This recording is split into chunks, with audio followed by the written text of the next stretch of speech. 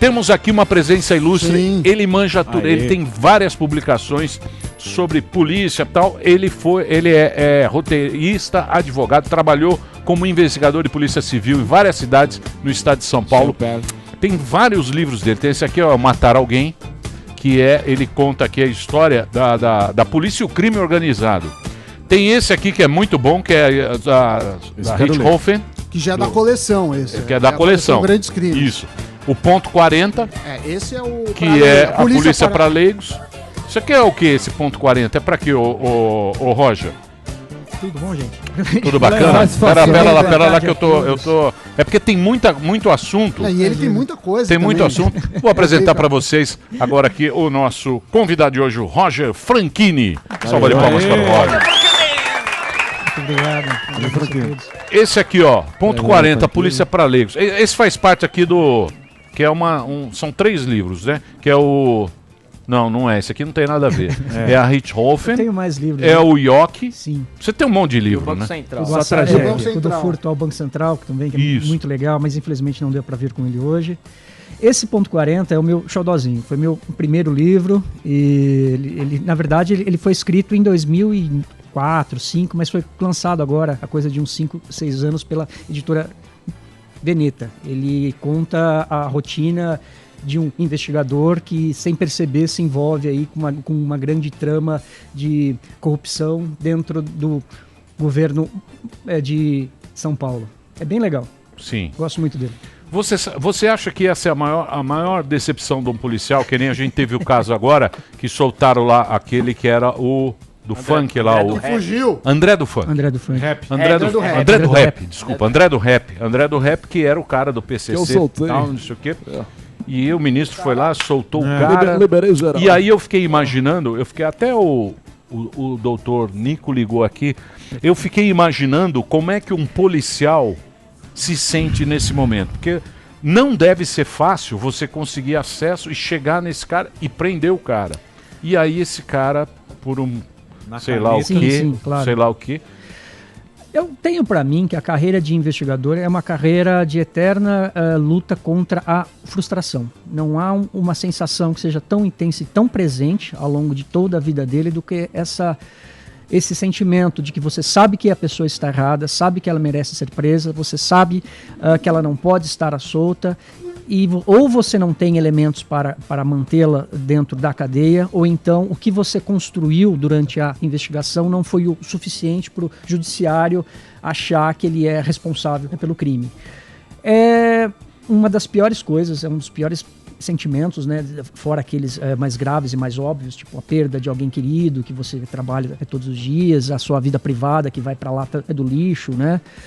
Mas você tem toda a razão. É uma das piores coisas que pode acontecer para um policial. Porque a gente que faz parte da sociedade, né, que é um cara já normal, a gente já se sente, a gente fala, puta, que coisa injusta, como é que esse cara tá na rua? Eu fico imaginando quem trabalhou para isso. Aprendeu, cara. Fez o esquema. Exatamente, quem tava dentro do esquema, a dificuldade que foi, eu imagino para ele. Eu falo, pô, o cara deve falar, não quero mais fazer isso aqui. É uma sensação de derrota. Você trabalha com o fracasso ao seu lado 24 horas. Às vezes você se dedica durante 1 ano, 2 anos para ter elementos probatórios suficiente para responsabilizar alguém. Você até em um primeiro instante consegue algum êxito, mas por algum motivo que não vem ao caso agora, todo esse trabalho vai para a lata do lixo. É horrível, é horrível.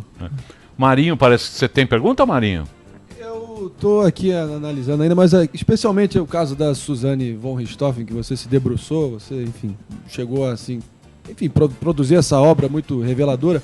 Fato é que ela foi publicada em 2011, muita água rolou desde então. Você pretende talvez fazer uma versão atualizada, incluindo os novos fatos que transcorreram desde então?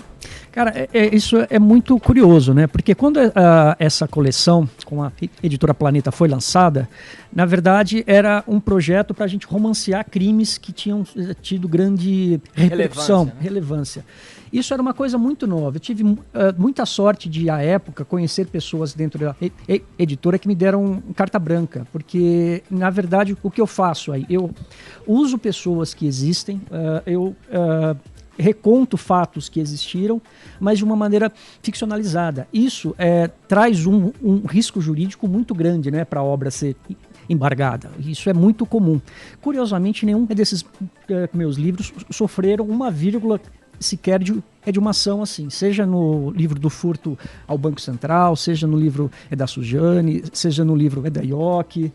Eu gosto muito deles, eu acho que eles se encerram ali. O que tinha para ser contado sobre a história da Suzane, para mim, ele termina e acaba nesse livro. Até porque o livro não é simplesmente sobre o crime, né? Porque eu me propus a fazer um romance policial, um thriller, mas de uma maneira bastante estranha, porque é um romance policial que todo mundo já sabe como acaba. Sim, né? Perfeito. Então, então hoje em dia isso está sendo muito usado a Netflix, as séries, elas são sempre, elas estão indo para esse caminho, né? Todas as séries, que é o quê? É um caso que aconteceu, um caso de verdade, mas esse livro ele não foge muito do que aconteceu, é só o jeito de ser contado. Não. A minha pesquisa foi exclusivamente baseada na ação penal. Uma das coisas que me trouxe segurança para escrever foi recontar todas as cenas que estavam na ação. Foi dar uma vida aos depoimentos, seja das testemunhas, seja dos acusados. Então, ele é fiel ao que aconteceu, mas ele é contado pelo ponto de vista dos investigadores. Isso. Então, para trazer uma coisa a mais a esse livro, eu criei um universo de investigadores, porque foi o seguinte, eu entrei na polícia em 2002 e o crime foi em 30 de outubro, foi na noite de Halloween. Durante uma semana, nós ouvimos muitas coisas dentro das delegacias sobre isso, né? E uma das coisas que me chamava muito a atenção era o fato de existir uma investigação paralela àquela feita pelo Departamento de Homicídios. Isso era uma coisa, ainda né? Porque o DHPP é a grande vitrine da nossa polícia civil. E há um contraste muito grande com a polícia civil, que é dos distritos. Essas que nós conhecemos pelos bairros, que são departamentos muito mal instruídos naquele sentido. A delegacia normal, né? Exatamente. Quem conhece, quem tem contato, quem já teve que ir a um EDP, sabe que é um ambiente pesado, é carregado.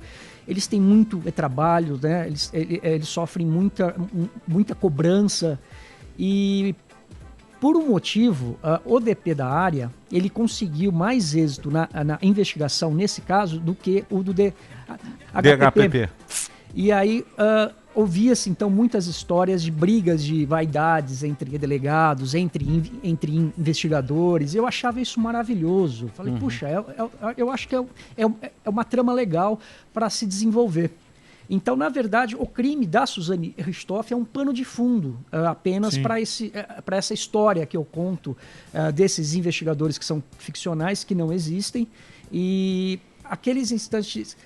aqueles momentos do processo em que há lapsos fáticos, né? Porque assim, mesmo que a pessoa seja condenada, a história do crime ela não é inteiramente contada. Sim. Há alguns buracos assim que são preenchidos, digo eu, pela imaginação do juiz.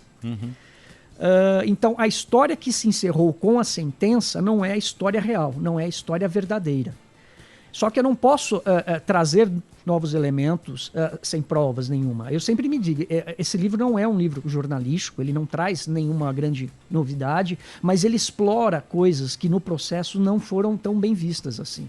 E é a partir dessa ferramenta ficcional de colocar na boca desses investigadores as suspeitas que não foram levadas a sérios dentro da ação penal. E Roger, você pode virar filme, não? Da Richthofen? Se Deus quiser.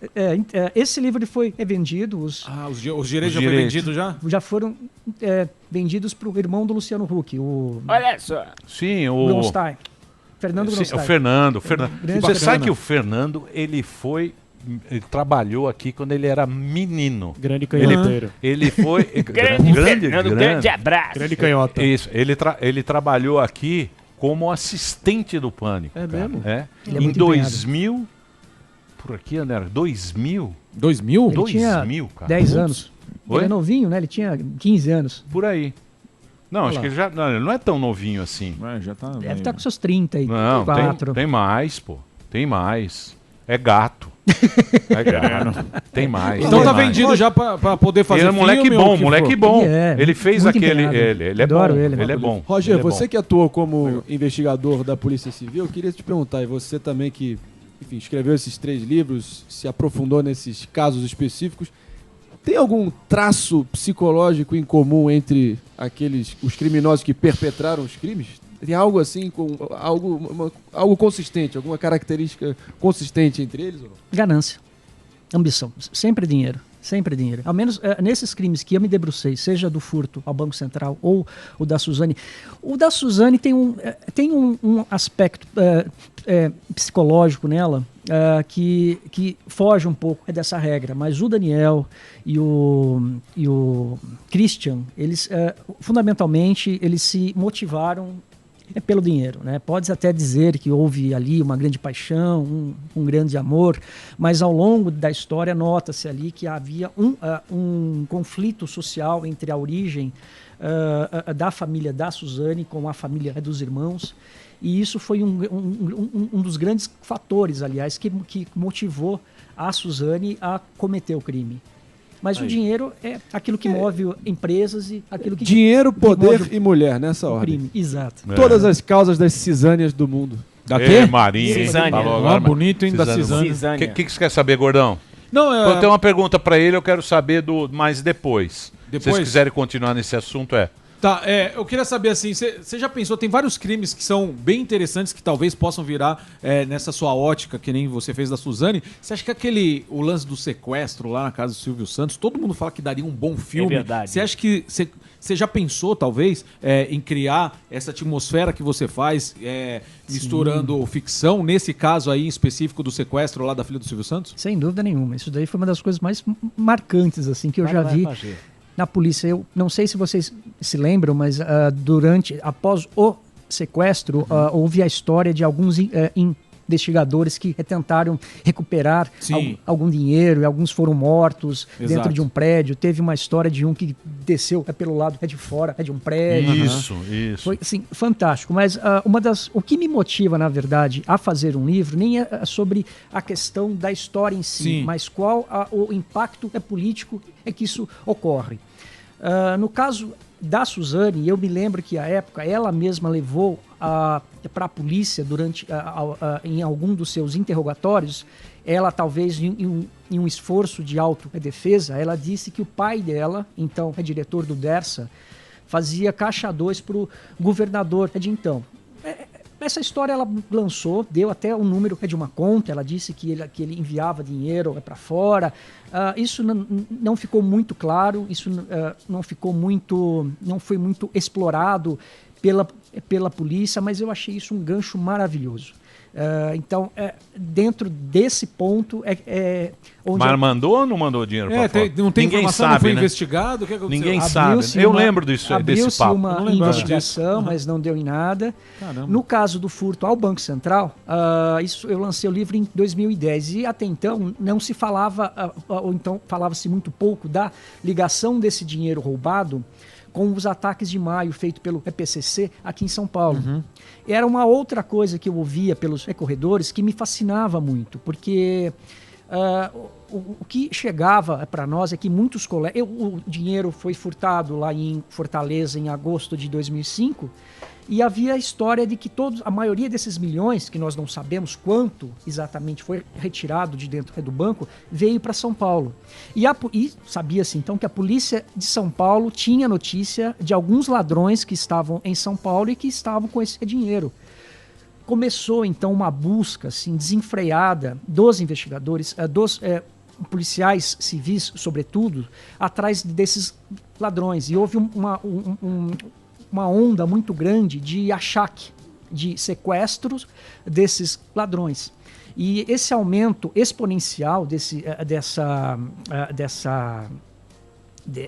crime para mim foi um dos fatores que motivaram então os ataques de maio aqui em São Paulo. Aquele crime tem ligação? Você acha que tem ligação? Agora me fala uma coisa, tem uns negócios que a gente esquece. Por exemplo, aquele assalto que teve aqui, não sei se foi em Viracopos ou se foi aqui... Do Ouro? Do ouro. Do ouro. Sumiu. Ninguém mais fala do ouro. Cadê esse ouro? Já se descobriu algumas. Já descobriu? Sim, só que assim, menos o ouro, né? Porque ele sumiu. O ouro derreteu. Mas algumas pessoas já foram assim, responsabilizadas. Eu ainda tenho contato com algumas pessoas que atuam nessas investigações e já tem é declarada prisões de alguns ladrões, mas eu acho que a imprensa ela tem um tempo diferente da polícia. A imprensa tem esse imediatismo, né? De que, olha, roubou-se hoje, eu quero que você me aponte agora quem foi o ladrão. Mas a polícia não. A polícia tem outro time, então o que a imprensa deseja que seja feito em uma semana, a polícia consegue fazer em 2 anos e faz de uma maneira muito boa. Né? Roger, esse o tempo. Adoro... Esse é o tempo. São mais ou menos 2 anos para uma varia investigação. Ela é muito minuciosa. Varia né? muito com o crime. Esse o caso, por exemplo, do roubo lá do aeroporto envolve que o PCC tem uma característica que ele é muito peculiar. Exato. A gente tende a achar que ele é uma empresa, que ele é uma máfia hierarquizada, mas na verdade não é tão simples assim. Ele, ao invés de nós pensarmos nele como uma empresa, seria muito mais sensato nós o encararmos como uma grande franquia. São células que vendem mão de obra, que vendem material para que as outras células possam cometer o crime. E o vínculo entre elas não é de hierarquia, mas é de lealdade. Então, mesmo que você derrube uma célula, isso não significa que as outras células serão responsabilizadas. A grande dificuldade da polícia é fazer esse rastreamento, né? É buscar essa cadeia de responsabilização. Então, por exemplo, no crime lá do aeroporto, pode ser que você descubra uma pessoa... Mas não chega... Dificilmente... Hoje, por exemplo, você pode eliminar qualquer uma das células que o PCC vai existir continuar de uma forma fantástica. Você pode matar o Marcola, que o... Não tem o capo, né? Não tem existe o capo, não. Existem células. A gente teve Criciúma agora, né? Que teve um financiamento. Mas eu queria te perguntar outra coisa. Tem uma discussão, principalmente na imprensa americana, e eu não tenho uma opinião formada sobre isso, sobre a glamorização de psicopatas. Então... Por exemplo, quando você faz um livro da Richthofen, tem uma ala da empresa que fala assim, você está estimulando pessoas a falarem, olha, a pessoa fala assim, eu vou ser famoso fazendo isso. Assim, como que você lida com isso? Você acha que pode estimular até mesmo esses massacres, né? Hoje em dia tem uma política de não ficar divulgando muito e sempre não falar da pessoa que cometeu o crime para não ter um heroísmo disso, assim, como que você vê essa questão? Essa questão do tal serial killer, para mim, hoje é uma grande grife, né? Qualquer coisa que você coloque o tema serial killer vende muito bem. E eu sempre fui muito crítico a isso, porque eu acho que era uma entidade muito própria dos Estados Unidos e da cultura pop dos Estados Unidos, né? Aqui nós tivemos alguns casos de pessoas que foram acusadas de terem cometido crimes seriados. Mas para mim isso não... O maníaco do parque. Né? Exato. Mesmo o maníaco do parque, né, que foi nosso grande exemplo, ele assumiu à época ter cometido, se não me engano, cerca de 11 crimes. Depois que ele foi... Mas isso na polícia. Depois, no judiciário, ele negou quase todos eles. Ele assume apenas 2. Mas é uma pessoa que já é perturbada, então assim, é alguém muito fácil para se imputar isso, né? Eu acho que o grande serial killer brasileiro é o Luz Vermelha? É o PM. É o PM que não tem assim empatia alguma em dar tapa na cara de alguém que mora, por exemplo, em alguma periferia. Sabe? PM ruim, você está falando? Queiroz. Aquele indivíduo que não reconhece em outro ser humano as mesmas condições de humanidade que ele tem, que aborda... O poder que ele tem, o poder da arma. Exatamente. Porque quem tá com a arma tá com poder, né? E não só isso, essa condição subjetiva de autoridade, ele ainda se sente autorizado pelo comando a limpar as ruas dessa maneira, com uma violência ilegal, né? O nosso grande problema da segurança pública brasileira, eu acho que nem é tanto assim jurídica, mas é essa questão da autorização velada que governos dão aos seus agentes. É aquele velho e bom guardinha da esquina que se sente autorizado a agir como se fosse um juiz. Mas você acha que é o quê? É falta de treinamento? É uma política de treinamento? Política muito mais ampla. Então, você acha o excludente de licitude uma temeridade? Não, acho justo até. Acho que porque isso não é só nosso, né? No mundo inteiro, ao menos no mundo que se diz civilizado, existe esse instituto jurídico, né? O que eu quero dizer a nossa polícia é uma das melhores polícia do mundo. Quando ela é cobrada, ela age muito bem. Ela faz e faz muito bem. O grande problema é quem cobra e por que cobram ela. Então, assim, quando há alguns casos pontuais em que o governo se sente ameaçado, ou então a imprensa cobra de uma maneira muito mais ríspida, ela atua como se fosse uma polícia europeia. Só que isso não é a nossa regra, né? Isso é a nossa exceção. A regra são aqueles pequenos furtinhos de semáforos, a regra são aqueles latrocínios que a gente vê todos os dias, e é nisso que a gente falha. A minha literatura, antes de ser uma literatura de romance policial, eu digo que ela é uma literatura política. O que eu coloco na boca dos investigadores é essa angústia de se ver pressionado pelo governo, de se ver pressionado pela sociedade para ter que atuar. Então, antes, a grande motivação desses meus personagens não é resolver um crime, mas é não morrer, é não sobreviver dentro desse inferno. A pressão. Não deve ser fácil, a pressão não deve ser fácil. Viu que o papo tá bom? O Twitter dele é @Franchini. @Franchini, o Instagram tá aí, e o Instagram é Roger Franchini, tá aqui com a gente, ó, tem esse monte de livro aqui, ó, isso tá tudo à venda ainda? Tá. Então você procura lá, ó, Roger Franchini, entra lá no Amazon, tem um monte de livro aí pra você ler, daqui a pouquinho a gente volta, o papo é muito bom com o nosso Roger aqui na programação da Jovem Pan. Programação da Jovem Pan, eu sei que o papo é muito bom, tem muita pergunta, mas o tempo é apertado. Estamos aqui recebendo hoje o Roger Franchini. Os livros dele são romances de histórias. É muito bacana aqui, ó. Tem aqui um monte de livro aqui para você. Você pode entrar na Amazon, comprar o seu agora, você vai ter uma boa leitura. Nas melhores livrarias online. Os grandes casos. Eu queria perguntar um negócio para você. Esse caso que a gente teve em Criciúma agora, que é uma coisa que até parece que o cara quer se mostrar. Parece que eles queriam se exibir, mostrar poder. Isso é coisa do grupo organizado, é coisa de PCC, esses negócios. Mas isso é por quê? Porque eles estão aprendendo muita droga? Porque parece que esse ano aprenderam muita droga. Mas uns falam, não, isso aí não é nada perto do que tem de droga, do que eles têm de poder. O que é isso? Esse tipo de crime, desse roubo a banco que eles fecham cidades, é uma coisa que já existe no Brasil há muitos anos. E ele estava muito em voga lá no Nordeste, né? Existem assim períodos em que certos crimes eles são mais evidentes. No início dos anos 2000, aqui em São Paulo, nós tínhamos muito sequestros, muito mesmo. Era coisa assim de... No Rio também. Em um mês tínhamos 100 pessoas sequestradas. Foi isso até que deu origem à DAS, que é o Departamento de Antissequestro aqui em São Paulo. Nos últimos anos, nós começamos a ter então roubos a carro forte, né, que era uma coisa bastante comum, toda semana tinha essa história. Depois surgiram então aqueles furtos, né, porque não são roubos, são os furtos aos caixas 24 horas. E menos agora violentos, né?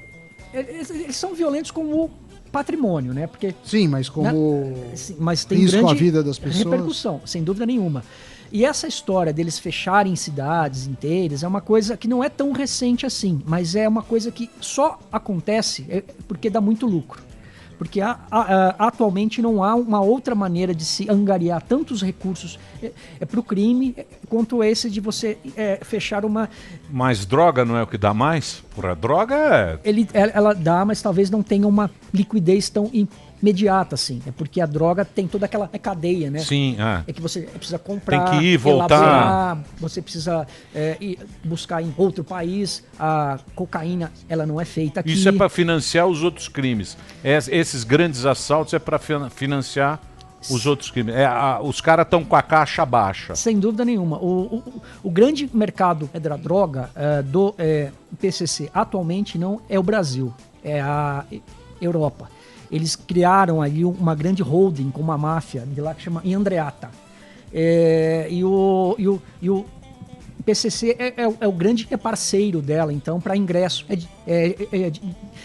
dessas Ele drogas. vem do produtor, passa pelo Brasil e o destino final é a Europa. A maioria sai, a maioria sai pelo Porto de Santos atualmente. É um grande mercado aí que ainda não tem... Isso é difícil, né, Roger? Isso é um negócio complicado porque, porra, tem um mercado consumido. Tem uma demanda que nunca vai terminar, que nunca acaba, né? Assim, creio eu que uma das saídas, talvez mais óbvia, é aquela que os Estados Unidos vem sendo feito agora, né? Seja com a legalização ou então a levar essas drogas para dentro de uma legalidade, que é para ver se consegue quebrar a perna desses crimes, né? Porque a guerra é uma guerra que já está... É uma guerra perdida, né? Perdida. É uma guerra perdida. Já quantos anos, né? 40, 50 anos que está essa guerra. E não se resolve. E põe dinheiro, e põe e põe e não resolve porque tem consumo. Ô, Roger, é complicado. Você vê alguma semelhança do... Cadê o gordão? Foi no banheiro. Você tem É verdade. Você tem uma... Susto. Tem alguma semelhança do Banco Central para essa questão de Criciúma que aconteceu? Você vê alguma semelhança? Essa holding, né, que eles... Na verdade é o seguinte, o furto do Banco Central não foi um crime cometido exclusivamente pelo PCC, tá? Foi assim, a mão de obra e as pessoas, e grande parte dessas pessoas, elas eram sim paulistas. Mas em Fortaleza, eles encontraram também outras pessoas de lá que eram que tinham que tinham know-how com roubo a banco. E claro, conheciam seguranças para dar todas aquelas informações e tal. Em Criciúma, há uma coisa bastante parecida. Ou seja, é um núcleo paulista, mas que também tem a participação de uma mão de obra lá do sul. Que isso é o grande diferencial, por exemplo, das organizações lá do Rio de Janeiro. Que as organizações cariocas, elas são exclusivamente do Rio de Janeiro. E elas são muito hierarquizadas. Por exemplo, o Comando Vermelho, ele depende somente do morro para atuar. Em São Paulo, não. O nosso PCC, ele não precisa da favela, do dinheiro que vem dela para existir. Então ele busca esses novos campos geográficos para poder ter mais rentabilidade. Entendi. Boa. Tem pergunta, gordão? Voltou? Agora eu voltei. O que foi? Foi no banheiro? Tava meio... cagar, né? Que diz. Bonito, né? Não é bonito. Na hora do almoço. Não é bonito, né? Mas... O cara some da entrevista. É porque... Como hoje eu viajei cedo, regulou tudo aí. 7 horas da manhã. Eu nunca saio. Coisa das 7 horas da manhã. Tô ligado. Tem pergunta pro Roger ou não? Então, eu não sei onde vocês estavam, então Agora me fala uma coisa, por exemplo, eu já fico pensando comigo. Eu acho que é aquilo que você falou, né? Você acha que o cara que é policial, principalmente no Brasil, porque não deve ser difícil, é aquilo que você falou, tem a pressão política, a pressão da sociedade. O país zoado. A vida pessoal dele que não tem muita infra, Basta você chegar nele, basta você olhar o automóvel do cara, o jeito que ele tá lá. Você acha que isso é o quê? Isso o cara ele faz por amor mesmo de ser policial? Eu tava comentando com ele aqui. Eu acho que eu acho que não existe uma profissão melhor do que a de investigador. Sim, é melhor que a de delegado, é a melhor que a de médico, porque ela trata de uma coisa que só ela tem, que é a autorização para você poder invadir a vida de alguém, sabe? E isso é magnífico, sabe? E se ao final dessa autorização ainda você consegue dar uma cana... Eu sempre digo, cara, a cana é melhor que sexo, sabe? Eu acho que todo mundo um dia na vida tinha que passar por essa sensação de você sacar a arma e falar parou.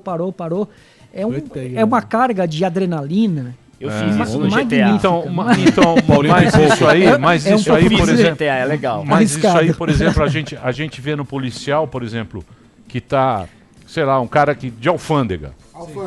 De alfândega. O cara tá lá, deve ser difícil você conseguir identificar alguém que tem droga e você pegar um passageiro e você pega aquela droga, aquilo quando ele pega, parece que dá uma, né? É aquele que é o barato do policial. Então é você descobrir a grande alguma coisa, é uma grande vitória. É porque muitas vezes você sabe que a pessoa está mentindo, você não sabe onde está essa mentira, mas você tem certeza que ela está errada. E aí você abre mão de coisas que para as pessoas normais são coisas fundamentais, tipo você estar com a sua família, você descansar, você tem um horário de relaxamento. Não, é um trabalho dioturno. O trabalho é de investigação, ele não tem prazo, é para você repousar, sabe? E esse momento da prisão, eu acho assim, muito mais até do que o momento da sentença em que o cara ele é condenado, o momento da prisão é a grande realização do cara. É quando ele brilha. Pô, bacana. Eu gostei do papo. Sim, vocês gostaram? A audiência também muito gosta bacana. muito. Deu uma folhada Quero aí. mandar um abraço pro Fernando, o irmão do Luciano Huck, Fernando Gross. Obrigado. Abraço, Fer. Grande abraço. Tem 40 já. O quê? Ele tem 40 já, fui ver. Porque ele trabalhou comigo. Ele trabalhou aqui comigo há muito tempo. Coloquei Olha aqui no só. Google 39, 40. Ele mentiu pra você? Mentiu pra mim, filho da mãe. Tá aqui, ó. Tá aqui, ó. 39. Eu lembro quando ele fez 30 anos, caramba. Então, 39. 39, Fernando. Fez o gato? Deu um migué. Muito bom. Ele fez um documentário de drogas também bom. Ele lançou aqui, se não me engano.